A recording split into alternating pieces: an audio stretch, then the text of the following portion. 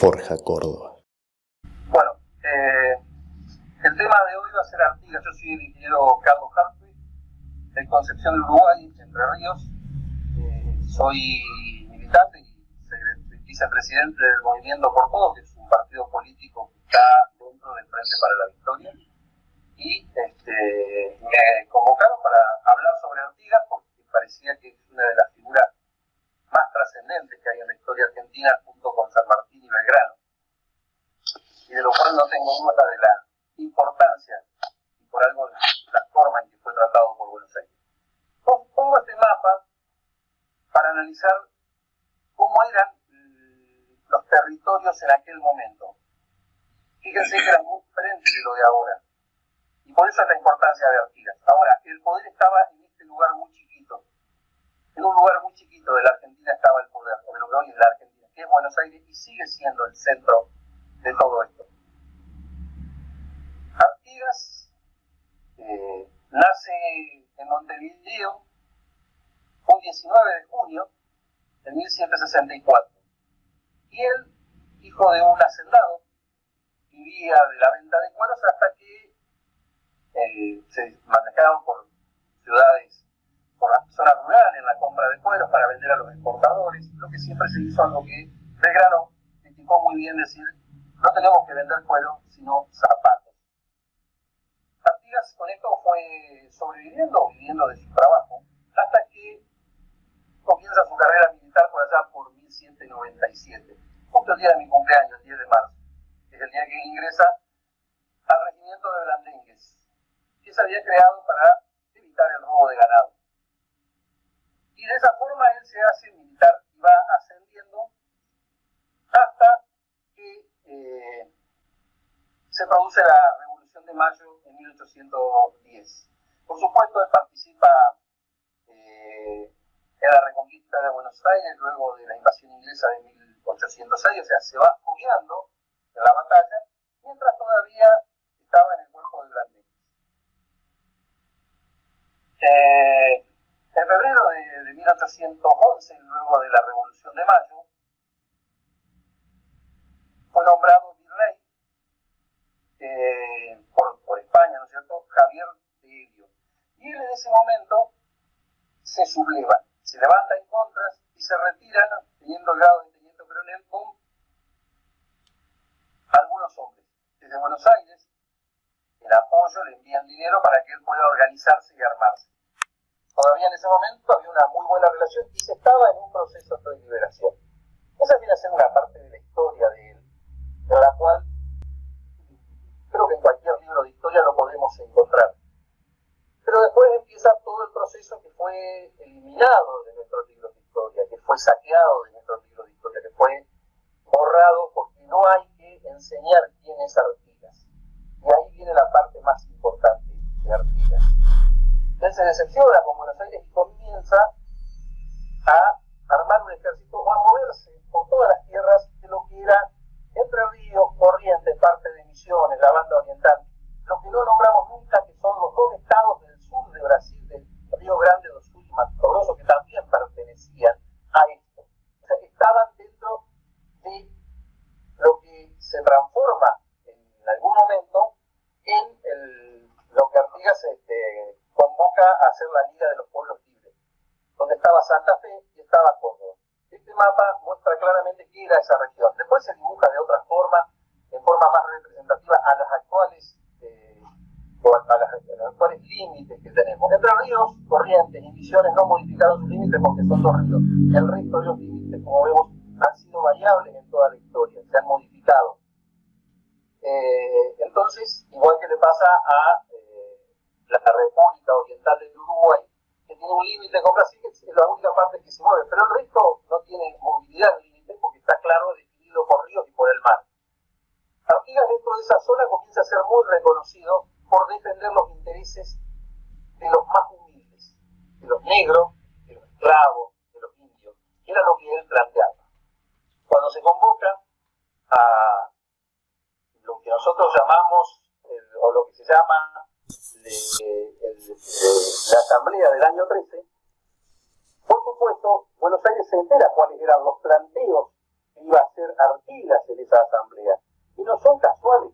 Él escribe unas instrucciones que son extremadamente importantes. Y las instrucciones tienen tres ejes principales. El primer eje es la organización o la forma que tienen que tener la organización de estas provincias. Todas las provincias, en lo que Artigas le llama las provincias unidas del sur, las provincias unidas de la América del Sur. Y él no solamente va con unas instrucciones, sino que va, como se puede ver, con un proyecto de constitución. No solamente declarar la independencia, sino que además aprobar una constitución. Sobre este tema hay mucha discusión en los historiadores.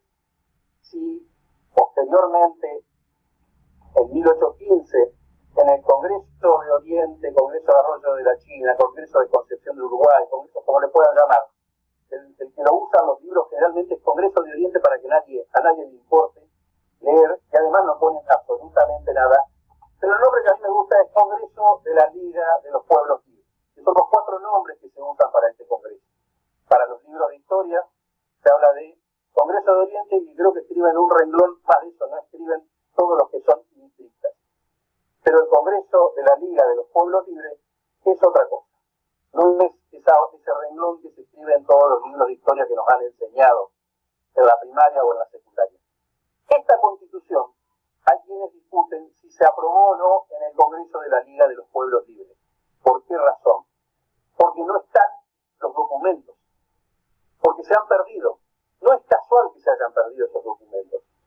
Esos documentos se pierden en 1883, cuando, no sé si hay algún abogado que después podrá explicarlo si le interesa, cuando se traslada la capital de la provincia de Entre Ríos, de Concepción del Uruguay a Paraná, en forma inconstitucional, por el que era gobernador en ese momento, y hoy sigue siendo inconstitucional la provincia de Entre Ríos. La capital de la provincia de Entre Ríos es la única provincia que tiene una capital inconstitucional, porque los delitos constitucionales no prescriben. Esto lo planteé cuando se reformó la Constitución en el 2008, y me contestaron, el presidente de la Constitución era Busti, me contestó diciendo que no estaba dentro del orden del día para tratar que lo eleve al Congreso para la próxima reforma. Entre Ríos tiene que todavía saldar el tema de la cuestión de la capital. Es más, esto está planteado en el Congreso Nacional en 1883 y nunca fue tratado. ¿Por qué? Porque estaba López Jordán, otro de los que nosotros llamamos los que están con el país federal, el último gran federal argentino que era López Jordán. Eso se tapa en la historia argentina. Paraná, para mí, no es la capital de Entre Ríos, es la capital inconstitucional de Entre Ríos. Esto acá se aprueba según, o sea, yo no puedo entender de que en 1813 Artigas lo haya querido aprobar y en 1815 no haya aprobado la Constitución. Ahora, es cierto, no hay lo que se llama el documento objetivo que lo demuestre. O sea, para la historia necesito tenerlo documentado, aunque muchas cosas de la historia no están documentadas e igual las afirman. Es cierto, no está. Está el Congreso, pero se perdieron las actas, se extraviaron, porque al trasladarse la documentación a Paraná, se extravían las actas, se perdió mucha información y además pasa siempre en la historia de eso. Entonces, tener esto es importante saber de que esta Constitución, para algunos está aprobada, para otros no fue nunca aprobada. La Constitución está basada en estas instrucciones. La primera, la organización general de las provincias, el primer punto, donde expresa cuáles son los elementos fundamentales, que es la independencia, la república, la confederación, la federación y el liberalismo. Y la federación es entender a cada provincia como un estado independiente, no donde la capital, o sea, Buenos Aires, sea quien resuelva y decida por el resto. Lo otro es unitarismo. El otro punto son las organizaciones, lo relativo a las organizaciones particulares de cada provincia, fundamental. Y las relativas a las instrucciones respecto de la provincia oriental, que era lo que él venía a plantear. Él pretendía que la provincia oriental tenga algunos derechos, dado su posición geográfica estratégica, para evitar que Buenos Aires domine. Todo esto está incluido en las instrucciones del año 13. Es el plan para una constitución liberal federativa para las provincias de América del Sur. ¿De declaración de independencia, libertad civil y religiosa, organización política, estados autónomos, y que Buenos Aires no sea la sede del gobierno central. Esos son los puntos fundamentales. No es muy larga, son 20 artículos. La escriben el 13 de abril de 1813. Detallan este tipo de esto acá. Por supuesto, Buenos Aires rechaza a los diputados de Artigas porque sabían que venían a plantear eso. ¿Y por qué Buenos Aires los rechaza? Porque Buenos Aires nunca quiso ser libre e independiente. Siempre fue la que decidió que no seamos libres e independientes, solamente lo seamos de España. Que nosotros no seamos una zona libre del mundo, sino que seamos, y lo siguieron haciendo hasta principios del siglo XX, que seamos una colonia inglesa, una colonia, ya sea directa o en forma indirecta, pero que dependamos de Inglaterra. Hoy siguen vigentes, hay un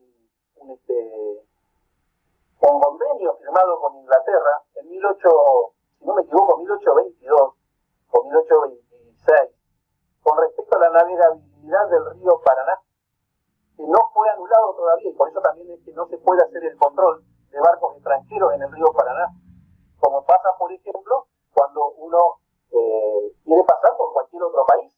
O sea, porque si no, uno puede pasar droga, puede pasar cualquier cosa. Eso Argentina no tiene ninguna facultad, ninguna potestad, porque sigue vigente uno de los convenios firmados con Inglaterra en esa época por Buenos Aires. Te digo como dato anecdótico nada más, para saber que Buenos Aires siempre planteó y sigue pensando en no ser independiente. Eso lo plasman en la Constitución de 1816. Buenos Aires plasmó eso en la Constitución de 1816 porque se declara exclusivamente libre de España. Y además Buenos Aires sabía que San Martín coincidía con Artigas en muchas cosas y por eso no lo dejan ir o no los dejan ingresar a la asamblea del año 13, porque no vaya a ser que hagan un acuerdo entre San Martín y Artigas. Carlos María de Alvear tenía esta incorporación de artiguistas porque iba a producir una alianza con San Martín, lo cual también se ve en que San Martín, cuando se aprueba la Constitución de 1816, hace agregar una cláusula que la incorporan como cláusula secreta y que se publica 110 años después, que era y de toda otra dominación extranjera. Eso no estaba en la Constitución original, que se aprueba el 9 de julio. Esto se aprobó el 26 de julio a pedido de uno de los diputados y por presiones de San Martín. Entonces, tenemos una forma ideológica de ver el país, donde el país tenía que estar al servicio de los intereses ingleses, que es la situación que planteó Buenos Aires de forma sistemática y permanente, algo que siguió hasta 1880, y en la cual el lugar que más lo enfrentó en ese aspecto a San Martín, a Buenos Aires, ha sido Concepción del Uruguay. Como dato anecdótico doy, el primer frigorífico que se construye en Argentina es 1894. En 1870, antes de la muerte, Urquiza ya había comprado los equipos, o sea, 24 años antes, y se estaba empezando a construir el primer frigorífico de la Argentina, y bueno, viene la muerte de Urquiza o el asesinato o el ajusticiamiento, depende de quién lo vea y desde qué lado está uno, que no es el debate en este momento.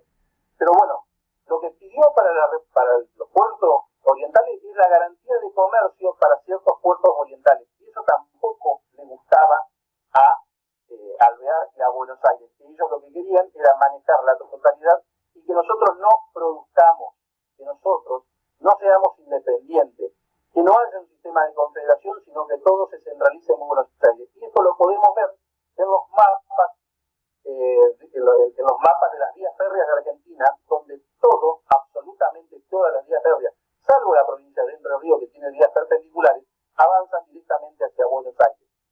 Entre Ríos tiene una sola conexión a Buenos Aires y luego se distribuye por las dos costas, por el centro y 3 veces hacia arriba. Por supuesto, de eso no queda nada, quedan los restos solamente de esas vías que tuvo Entre Ríos. Pero la realidad es que la situación que se va dando es esa. El 29 de junio de 1815 vienen. ¿Y cómo fueron las elecciones? Artigas convocó a los negros, a los esclavos, a las mujeres, todos por votación en los distintos pueblos y en las distintas provincias participantes fueron votando a los delegados delegado para la Asamblea de la Liga de los Pueblos Libres. Y ahí se resolvió la independencia de toda potencia extranjera y, a mi criterio, con críticas de los historiadores que sabrán más que yo, pero yo sigo sosteniendo lo mismo, se aprobó la primera constitución argentina, de la cual no tenemos registros para demostrar claramente, pero es un tema de debate, si se aprobó o no. En mi criterio, no tengo duda que se aprobó, porque si no, en 1813 tampoco la hubiera llevado, y no va a ser un congreso solamente para hacer la independencia y no armar una constitución. Hay que tener eso presente, no es casual estos planteos que vimos, ¿no es cierto?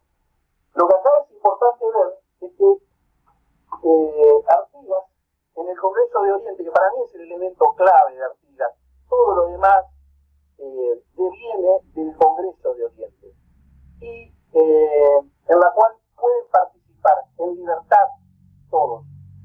El concepto de Artigas es que no tengamos una religión oficial, o sea, que no tengamos una religión oficial, que todos tengan derecho a voto, los negros, los esclavos y los indios.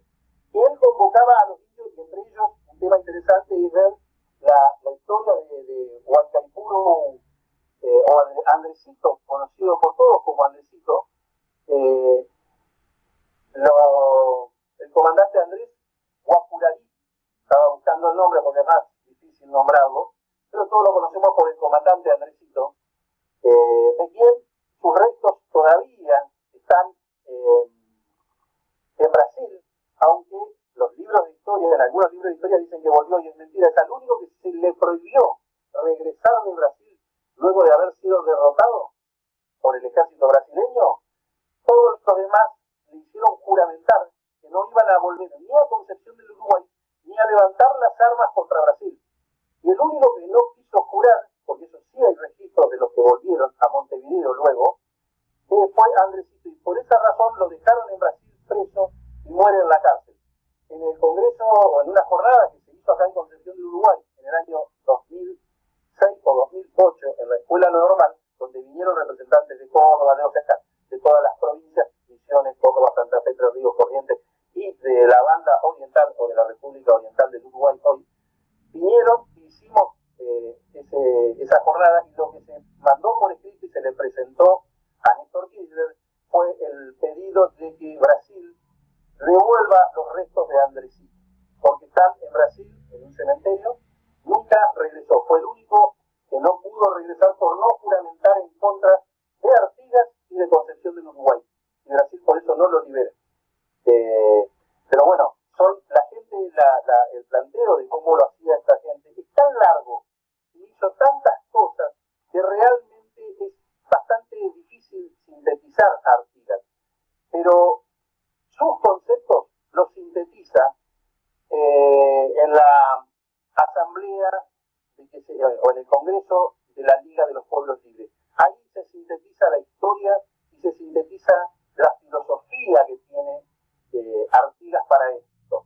Artigas termina muriendo, y esta es la última fotografía que hay de Artigas, y no la encuentro. Él termina muriendo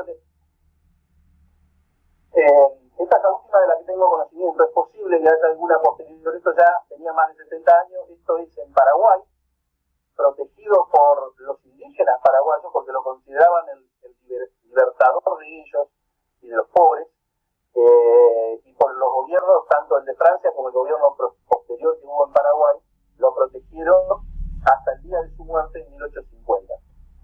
Tengo entendido que esta es la última foto que hay de él.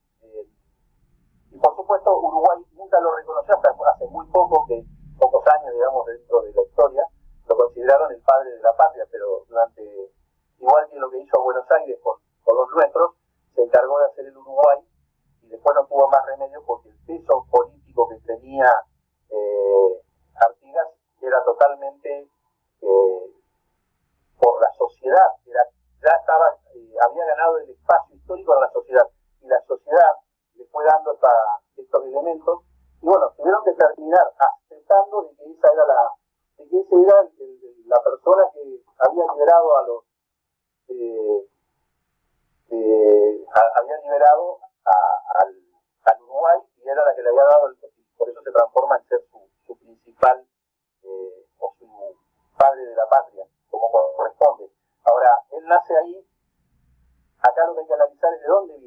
viene de una familia que tenía tierras, que tenía campos, estancias, y fíjense que él abandona todo. Y lo otro importante de él es que en las instrucciones del año 13, él plantea la reforma agraria. Él plantea de que la tierra debía de ser producida y quienes la debían de producir eran los verdaderos propietarios de la tierra y quienes deberían de tener la ganancia que producía la tenían que tener quienes la producían a esa tierra. Eso era lo que más, tal vez el elemento más molesto que tenía Buenos Aires, porque en Buenos Aires, al contrario de lo que es Estados Unidos, donde la tierra se fraccionó en pequeñas fracciones, porque no se permitió que se hagan esas grandes terratenientes, y por eso el liberalismo en Estados Unidos tiene un camino diferente al de Argentina. En Argentina, la culpa, y lo escriben historiadores o algunos políticos de Estados Unidos hoy lo terminan diciendo, en realidad Argentina tiene la situación que tiene desde lo económico y lo político por culpa de la oligarquía, por haberse hecho dueño de la tierra, y el que tiene la tierra no la produce, sino que la tiene como un elemento de especulación financiera y económica. Entonces, esa situación Artigas ya la veía, y hoy todavía seguimos discutiendo eso. Entre Ríos es una provincia diferente. En Entre Ríos se hizo una reforma agraria por 1850, y eso ha mostrado en la costa del Uruguay, lo hizo durante Urquiza, que podemos tener miles de cosas para criticarle, pero esa reforma agraria llevó a Entre Ríos a que la costa del Uruguay sea la costa donde se tiene el poder económico de la provincia de Entre Ríos, mientras que en la costa del Paraná son estancieros y grandes, y está el poder político actualmente porque está la capital. Pero Entre Ríos tiene la división de tierras en la zona de la costa del Uruguay. Si uno agarra los mapas rurales va a ver claramente que existió una reforma agraria, y eso llevó a tener parcelas de tierra que son productivas, parcelas de tierra que están al alcance de cualquier familia para producir y poder sobrevivir, no solo vivir, sino vivir bien en esas parcelas que dependían del tamaño de la familia, eran de 33, 50 o 100 hectáreas. Uno de los planos más interesantes, yo se los voy a mandar, el plano rural es en el departamento Colón, donde parece una ciudad. El mapa del departamento parece una ciudad como está cuadriculado. Es increíble ver esa reforma agraria. Porque estos son conceptos que Artigas ya lo había planteado en 1813, los plasma en 1815, y todavía hoy seguimos discutiendo si esto hay que aplicar. Por eso las instrucciones del año 13, que son muy cortas, uno las tiene que analizar, y es elemento básico para todo. Y de los otros elementos, la instrucción del año 13 y el plan, el reglamento provisorio que hace para la reforma agraria. El planteo de reforma agraria de Artigas realmente es muy, muy interesante, es muy aplicable en la actualidad. O sea, no es que estamos diciendo que esto es algo utópico, no. Se aplicó. Entre Ríos lo hizo en la costa del Uruguay, y eso hizo la diferencia. Entre Ríos estuvo aislada desde 1880 hasta 1967, que se hace el túnel, aislada de la Argentina. Entre Ríos, Corrientes y Misiones nos habían aislado justamente por esta razón, por ser quienes enfrentamos a Buenos Aires, y era el lugar de fuerza, por si los brasileños nos querían invadir, y por lo tanto no había que tener puente, nada. Tuvimos que desarrollar una economía propia donde se tenía las mejores vides casi del país. Entre Ríos producía vino, producía azúcar, producía maní y producía olivos, producía aceituna, o sea, las plantaciones de olivo y aceite de oliva. Eso se prohibió por Onganía en el año 1966. Sacaron un decreto donde se prohibió, y yo vi arrancar las plantaciones de vides en campos cercanos a un campo que tenía mi papá, vi arrancarlas, cómo venía el ejército a arrancar los olivos, a cerrar las aceiteras, que si uno va por la ruta 14 va a encontrar una aceitera, llegando a Federación todavía queda la construcción. En el año 66 se cerraron, se prohibió la remolacha azucarera, la caña de azúcar, la plantación de maní, la plantación de vid y la plantación de olivos en Entre Ríos, porque era molesto, fue molesto, desarrolló su economía aislada del país. Por supuesto, después nos integramos y estamos en las mismas condiciones que el resto, en un país donde la situación es esta. Voy a dar imagen porque me gusta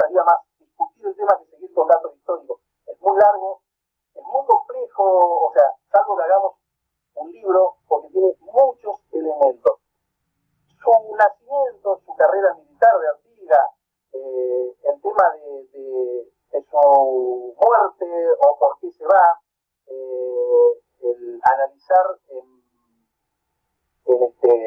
cómo se destruye la última civilización charrúa en el Uruguay, en Sal Si Puede, en 1830 por parte del gobierno uruguayo, es lo mismo que vivimos acá en toda la Argentina con los originarios, o sea, siempre fueron destruidos. Lo que trató de proteger Artigas, y por supuesto la traición en su momento por la firma del Tratado del Pilar por parte de Ramírez, porque en lugar de salir a defenderlo, habían hecho un acuerdo y no lo va a defender, sino que hace su acuerdo independiente. Eso era común también en esa época, porque cada uno lo que pensaba era en su capacidad o en su defensa personal. Todos eran dueños de campo, ninguno de estos era gente que uno pueda decir, no, pero estos son personas que estuvieran, no, idealistas eran pocos. Acá los idealistas son pocos. Uno de estos idealistas es Artigas, donde él hasta perdió sus estancias por seguir hacia adelante, las dio al pueblo. Era San Martín, era Belgrano, y muy pocos más. El resto lo hacía por intereses personales. Lamentablemente, esa es nuestra historia. Se sigue repitiendo. Debemos aprender de esa historia, de que hay que respetar al idealista y no caer en este concepto de que el idealista es como que tenemos que... Por supuesto, tenemos mucho más para hablar de Artigas. Yo lo centro a casi todo en las instrucciones del año 13, en el proyecto de constitución y en el planteo de reforma agraria que él hace. Yo creo que ahí se centraliza toda la ideología, el concepto más amplio que tiene Artigas para este lugar, que lamentablemente no se pudo plasmar. Bueno, gracias. No sé si fui claro, no sé si debo de haber dejado muchísimo afuera. Yo me quedo con los elementos que dije porque me parecen los más importantes a mi criterio, que puede no ser el criterio del resto, ¿no? Gracias a todos. ¿Alguien va a hacer alguna pregunta o van a opinar?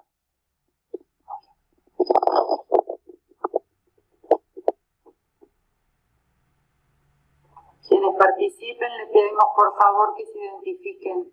Gracias. Hola, ¿qué tal? Yo entré tarde, que así no tengo mucho como para aportar. Facundo acá de Valle Hermoso.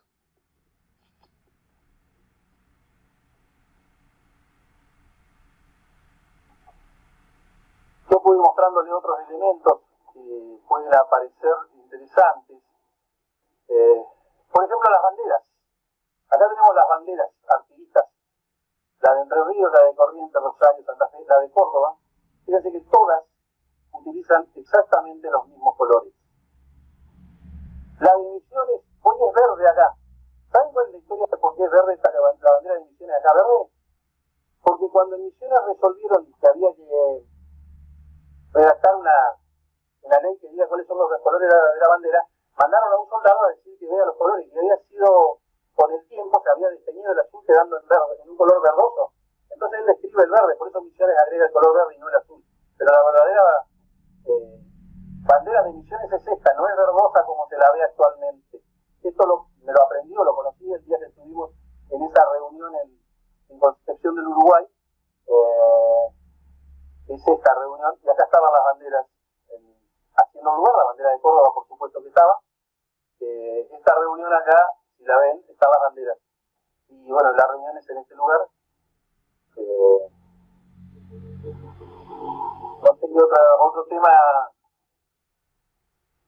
Hablando, ahí estaba todavía una bandera porque estaban llegando cuando se hizo este congreso, y acá es donde se pidieron los restos de Andresito para esto. Luego hubo una reunión en la República Oriental del Uruguay, en la costa del Uruguay también se hizo una reunión con esto, donde también se hizo un congreso, donde ahí sí fue oficial, se hizo con la participación de Ulibarri como gobernador de Entre Ríos, con la participación del intendente de la ciudad de Paysandú y otras reuniones que se hicieron, y ahí se hizo un congreso, se tomaron decisiones. Y acá tenemos el tema de las banderas, el escudo artiguista, que es otro de los elementos importantes.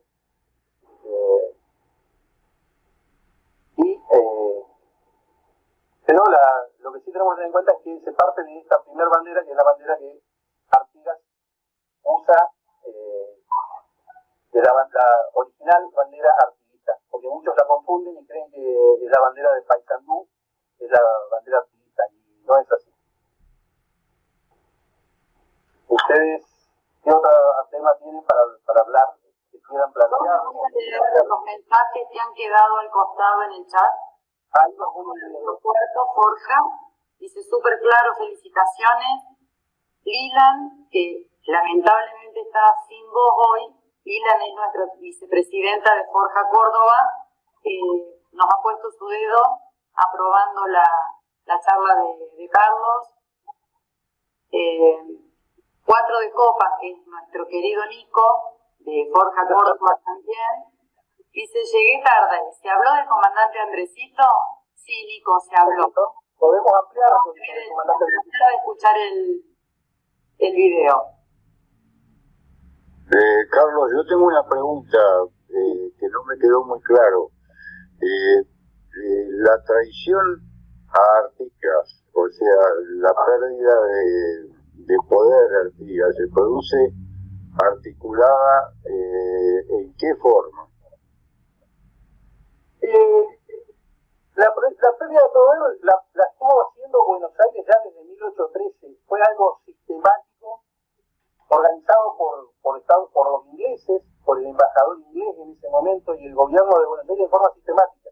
Cuando lo necesitaban Artigas porque España o Portugal podían tener fuerza, lo llamaban, pero siempre lo traicionaron. Y eso va avanzando hasta que Francisco Ramírez también lo traiciona en un acuerdo con Estanislao López. Entonces ahí se empieza a perder casi toda su fuerza. No tenía hombres, le faltaban gente. Sabemos que la cantidad de personas que vivían en la zona era baja, entonces no había una gran gente para llevar a las milicias para poder armar ejércitos. En cambio, Buenos Aires disponía de eso y bueno, decide Artigas, el último intento que hace Artigas es cuando él se reúne en Corrientes luego del Tratado de Pilar y lo abandona a Ramírez y López, lo traicionan. Él en ese momento trata de invadir Entre Ríos, entró a Entre Ríos y fue derrotado definitivamente en Las Guachas y se fue al Paraguay y nunca más quiso volver. O sea, en realidad a él le serrucharon el piso desde antes de 1813 en adelante desde Buenos Aires. Y por supuesto, al final también gente aliada a él terminó cediendo al poder de Buenos Aires porque por otros intereses, por intereses personales, por intereses mezquinos, por jugar a la chiquita, lo que uno ve siempre en la política, el que juega a lo de él y no sigue jugando ideológicamente a lo que es de todos. Y de ahí vino toda la decadencia de Artigas, ¿no? Perdón, todavía no me queda claro, ¿viste? Entiendo las traiciones, entiendo el vaciamiento de las bases, pero supongo que él debe haber conservado hasta el último momento gente propia que lo seguía, fuera de López, fuera de Ramírez. Esa gente que pasó, desertó también, se cansó. Ten en cuenta esto, él estaba en lucha con los portugueses, estaba en lucha con Buenos Aires y sus aliados, porque todavía estaba el tema de Portugal, hasta que el 25 ahora de agosto, el 25 de agosto es la independencia de la República Oriental del Uruguay recién. O sea, Brasil, en la fuerza que había de portugueses era muy grande, que toman el Uruguay hasta 1831. La fuerza que hay en Brasil es importante, en Buenos Aires. Y los aliados de él, que lo traicionan, él se queda con una fuerza muy reducida. Por más que tenía a los indios, tenía a los negros, tenía a los esclavos del lado de él, le faltaba fuerza porque las masacres que se habían hecho en Entre Ríos y en el resto del país de los originarios fue muy grande durante todo el periodo español. O sea, no había grandes tribus. La última gran concentración de charrúas se produce al norte de Salto, en Salsipuede, que fue la masacre donde los convocan a hacer un acuerdo, los emborrachan y los matan, prendiendo los fuegos también. De eso hace poco se descubrió el exacto lugar por fotos satelitales y vieron dónde estaban los campamentos indígenas, porque el terreno queda marcado por la falta de humedad, ¿no es cierto? Y eso se pudo determinar. Es en la zona al norte de Concordia, pero al norte de Salto. Y por eso ellos usaban ese lugar, porque ahí existen Salto Chico, se llama. Estaba Salto Grande y Salto Chico. Son dos lugares donde se podía pasar casi que caminando del Uruguay a la Argentina. O sea, entre Ríos y Uruguay había 2 o 3 pasos en los cuales uno podía ir caminando, nadando tal vez 50 metros, y el resto se lo podía hacer caminando cuando el río estaba abajo. Entonces, está al norte de Salto, cerca del Castillo San Carlos, de ahí se ve lo que es Salto Chico, y uno puede pasarse. Bueno, ahí se habían reunido, los convocaron para acordar, y los traiciona el ejército a los charrúas, la última gran masacre de charrúas que uno tenía por acá escrita o impresa, ¿dónde la dejé? Pero había una gran masacre, la masacre de los charrúas fue muy importante en esto. También que esto es posterior a esa masacre, pero era gente que tenía Artigas. Eso fue en el año 30, ¿no es cierto? Pero esa masacre fue la última gran masacre de la gente que lo pedía a Artigas que regrese, y él se quedó, no quiso volver, porque fue muy traicionado. O sea, él tenía las bases, pero no tenía ni el dinero, ni tampoco tenía la cantidad de gente para enfrentar a dos potencias tan grandes como era Buenos Aires con el apoyo inglés, y Portugal estaba apoyando al Brasil y en la banda oriental que había tomado posesión ya, con apoyo de Buenos Aires. Entonces se quedó muy reducido su poder. Él quiere derrotarle a Ramírez y pierde la batalla. Fíjate que simplemente se enfrenta con Ramírez y la pierde. O sea, no tenía gente. Y por eso él se va con el apoyo de los pocos que le quedaron al Paraguay. Y nunca quiso volver. Se quedó en el Paraguay y por ermitaño, o sea, no quiso meterse más en política por las traiciones que tuvo. Sí, es lo que entiendo, que en el fondo de todo esto le estás hablando que no tenía poder económico. No tenía poder económico, seguro. Claro, no tenía poder pero económico. Tampoco tenía mucha gente. Tampoco me queda claro, ¿viste? Si bien coincidimos en el planteo que haces sobre Buenos Aires, el centralismo y el cambiar la dependencia de España a Inglaterra, en la época de Artigas había hombres que debían compartir totalmente sus ideas. Vos hablaste hace un rato de Belgrano, de San Martín, había más, estaba... Pero San Martín, ¿cómo terminó? Se tuvo que ir.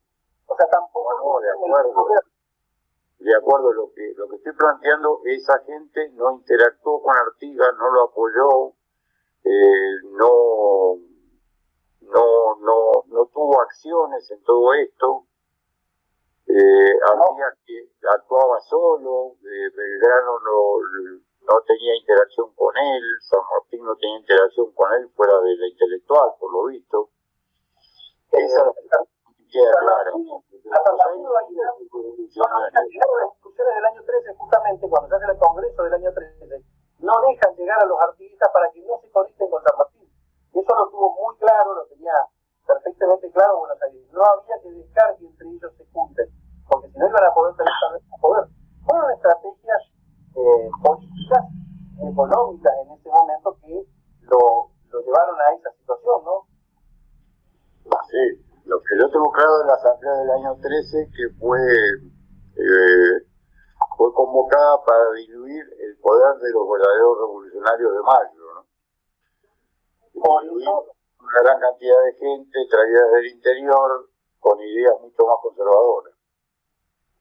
Exactamente. Y por eso no dejan llegar a los de Artigas, pero fíjate que cuando se hace el Congreso del año 15, 2 años después, quien viene de Santa Fe trae los mismos conceptos que planteaba Artigas del año 13, quien viene de Córdoba, aunque Córdoba es la única de las provincias que sí participa en Tucumán, o sea, terminó acordando antes con Buenos Aires, o sea, es uno de los primeros bastiones que pierde Artigas al acordar con Buenos Aires, porque Córdoba es la primera que lo traiciona Artigas, Córdoba, porque va al Congreso de Tucumán, y hay una historia muy interesante cuando le dicen a él para que se adhiera, y le dice Artigas, si nosotros ya declaramos la independencia, háganlo ustedes y nos ponemos de acuerdo después cómo organizarnos. O sea, hay una carta escrita por Artigas donde dice, nosotros cuando lo invitan a participar en Tucumán, donde Buenos Aires ya tenía el poder, él le dice, nosotros ya declaramos la independencia, háganlo ustedes.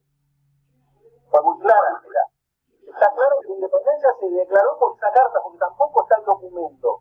También se perdió cuando se lleva toda la documentación de Concepción del Uruguay a Paraná. O sea, esa documentación no existe, salvo la carta que está en el Museo de Montevideo, donde está la carta que manda Artigas diciéndole: nosotros ya la declaramos, háganlo ustedes. O sea, ¿para qué decir que ya nos declaramos independientes? Y Buenos Aires hace una declaración de independencia que es solamente libre de España. O sea, que la situación es bastante más distinta de lo que muchos dicen, ¿no es cierto? Y ese planteo de Buenos Aires es decir, lo invitaba pero para quedar bien, porque Artigas tenía tanto poder que necesitaban llamarlo. Y Artigas le dijo: no, yo no voy, ya lo hice. Y lo pierde ese poder. Buenos Aires hizo una muy buena estrategia militar, pero acordado con los ingleses. Inglaterra fue quien estuvo detrás de toda la estrategia de Buenos Aires, en forma permanente y sistemática. Eso es lo lamentable, que siempre estuvimos bajo el dominio inglés, creo que hasta la década del 50 del siglo pasado. Y seguimos estando en parte, ¿no? Aquí hay una... Muchas gracias, me he dado varios huecos que no tenía claro. Te agradezco mucho, ¿sabes? Gracias a vos. Quiero preguntar algo, si puede ser. Si me permitís, Javier, quiero leer algo que compartió Nicolás. Hay que recordar que toda campaña se basa en dos puntos: guerreros y pertrechos. Sin acceso a armas y comida es imposible librar batalla alguna. En la soledad y sin acceso a los recursos es más probable la muerte por hambre que por batallas. La palabra es tuya, Javier. Buenas tardes, compas religionarios, como decimos acá. Un término que utilizamos como estamos en el frente de todo, bueno, radicales y peronistas y gente con pensamiento afín, digamos, utilizamos ese término. Carlos, te quería hacer una pregunta. ¿Algún material, libro, algo que podamos conseguir para interiorizar un poco más al respecto de Artigas? Sí, hay libros. En Concordia hay acá en Concepción del Uruguay hay excelentes historiadores. Villanueva es un revisionista, Jorge Villanueva, que escribe muchas veces en algún diario, una persona que debe ser uno de los que más conoce de Artigas, uno de los que más ha investigado, con el cual hemos discutido. Me dice: no hay pruebas para decir que se aprobó la Constitución, y en eso tiene razón. No estoy diciendo que no la tenga, pero si yo analizo las cuestiones en forma objetiva, llego a que la Constitución se aprobó, porque si yo ya la quise aprobar en el año 13, ¿por qué no la voy a aprobar cuando tengo todo el poder en el año 15? O sea, no tendría sentido no plantear la Constitución, no solamente la independencia, sino la Constitución. Él me dice: no, pero ni siquiera está de la independencia. Esta persona es del Partido Socialista, pero es un historiador, muy buen historiador, con el cual por ahí políticamente nos enfrentamos, pero no dejamos de reconocer, no dejo de reconocer los conocimientos que tiene. En Concordia hay un sociólogo, psicólogo, un psicoanalista que se llama Francisco Senegaglia, que también hace escribe mucho sobre Artigas. Esa persona era miembro del Partido Comunista, tiene muy buenos trabajos realizados sobre Artigas.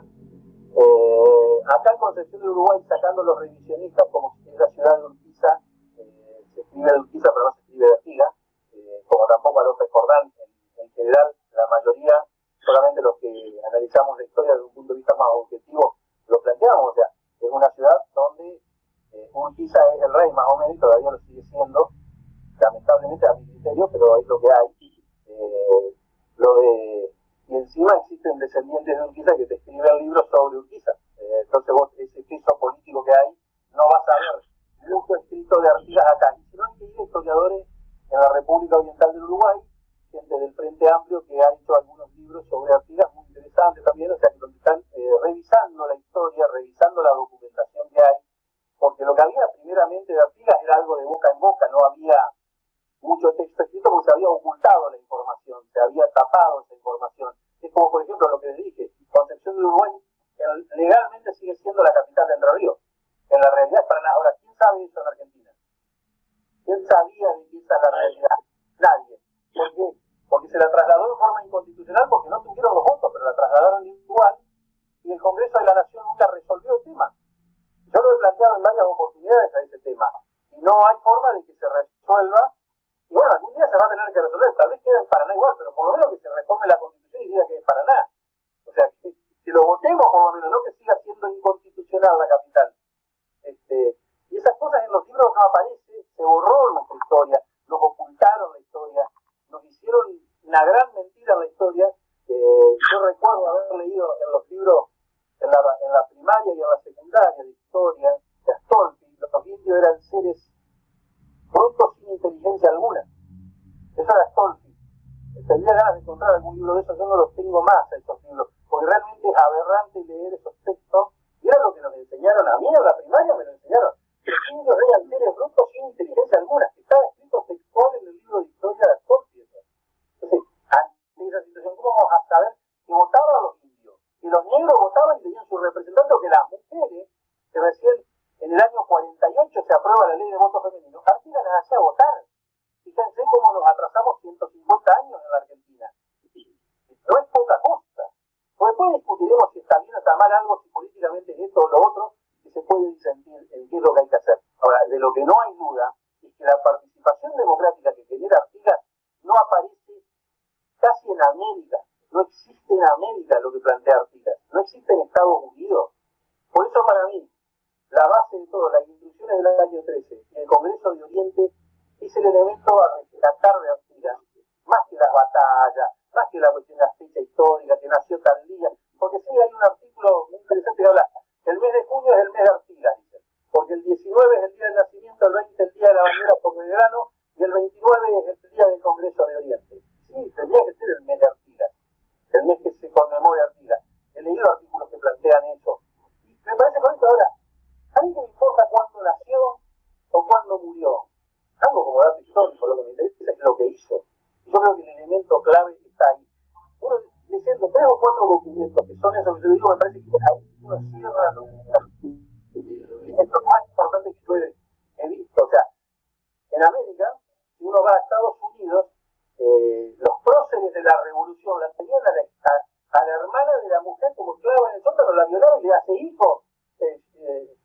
Quien fuera el prócer más importante que tiene Estados Unidos. O sea, un violador, eso no lo hacía Artigas. No hay eso. No hay ningún registro, porque si no, eso sí aparecería en nuestra historia. El respeto por los pobres, por los negros, por los indios, siendo un terrateniente, porque partiendo del concepto de que él era un terrateniente, cosa que no lo era ni San Martín ni Belgrano, con los cuales el idealismo es más fácil cuando uno no es terrateniente y no pertenece a la oligarquía. El idealismo es mucho más sencillo. Yo veo mucho más amplio, mucho más grande a un Artigas haciendo estos planteos y llevándolo a la práctica que cualquier otro prócer de nuestro país que tengamos. Para mí el más grande de todos sigue siendo Artigas. Eso no desmerece ni a San Martín ni a Belgrano, porque también hay que rescatar. Pero me parece que de dónde los dos hacen lo mismo, o los tres hacen lo mismo, pero la diferencia está en de dónde vengo yo.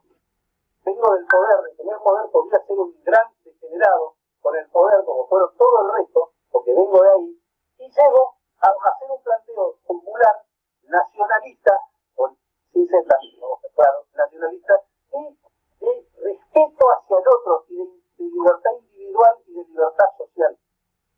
Eso, ¿cuándo lo vieron? Entonces tenemos que la primera escuela laica del mundo es la escuela lancasteriana, 1798, se hace en Lancaster, la primera escuela laica, que hay registro en el mundo, tal vez hay otras. La primera escuela laica que se instala en América, se instala en 1816 en Concepción de Uruguay. ¿Y por qué se instala? ¿Por casualidad o porque ya se planteaba el laicismo en ese momento? O sea, no hay casualidad. Yo cuando empecé a investigar sobre esta escuela lancasteriana, de la cual también se perdió toda la documentación, pero Adriana Puigdós la pone en su libro. La primera escuela laica lo tiene el registro Adriana Puigdós. Entonces, una vez me dice, qué casualidad. Y después, el Colegio Nacional, que junto con el Monserrat y el Nacional Buenos Aires fueron los 3 colegios más importantes en la historia argentina, el Colegio Nacional del Uruguay es laico, es el único laico de América. Entonces uno dice, bueno, no es casual, ¿no? Yo no veo las casualidades, ese es el tema. Bueno, muchas gracias por haberme convocado a hablar de Artigas. Para mí, tal vez con errores, no sé si uno dice todo lo que tiene que decir porque es tan amplio todo, pero traté de sintetizar los elementos claves de Artigas. Me costó un poco sintetizarlos, no soy historiador, soy ingeniero, y cuesta más a veces hacer un resumen de lo que es importante y lo que no es, pero lo trato de ver desde el punto de vista de lo que a mi criterio pareció importante. Y como para mí criterio me parece importante son las instrucciones del año 13, el Congreso de Oriente que debemos analizar, el proyecto de constitución que hace él y la reforma agraria. Si uno se centra en esos tres elementos, creo que uno entiende lo que es el artiguismo y creo que es lo que hay que recuperar para